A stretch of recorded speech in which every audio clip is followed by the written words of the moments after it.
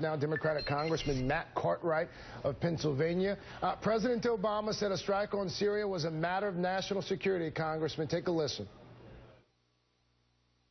My particular task, looking out for the national security of the United States, requires that when there's a breach this brazen of a norm this important and the international community is paralyzed and frozen and doesn't act,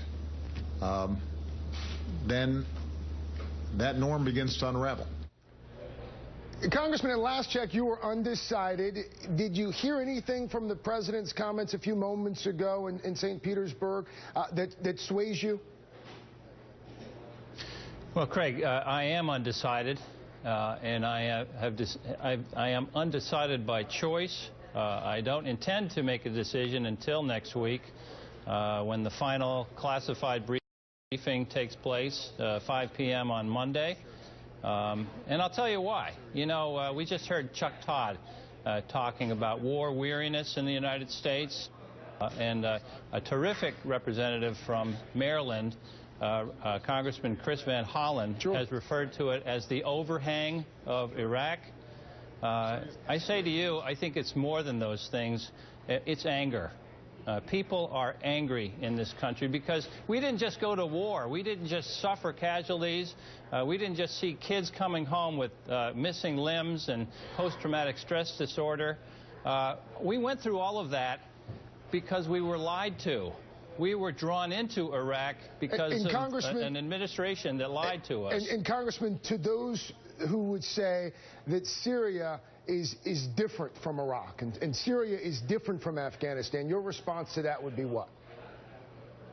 Well, I'm going to hear the case. I'm going to hear out the administration. Look, I'm coming to you live now from Pittston, Pennsylvania, Craig.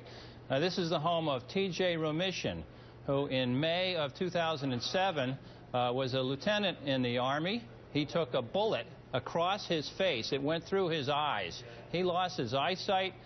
He suffered post-traumatic stress disorder. He's putting his life back together, and everybody knows him here in Pittston. He's an admirable young man. And every time you see him, he just had his 30th birthday.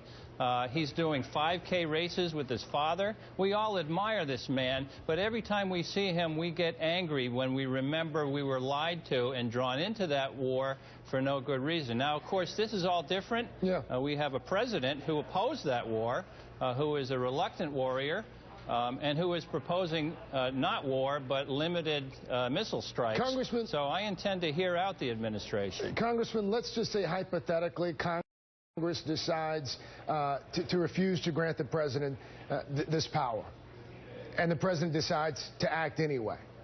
What then? I doubt he would do that. You have to understand, I have an enormous reserve of goodwill for our president. I think he means to do the right thing. He will do the right thing. And I don't see that consistent with what you're suggesting, that he take it to Congress, Congress gives it the thumbs down, and then he does it anyway. I don't see that happening. Congressman Matt Cartwright, Congressman, thank you so much.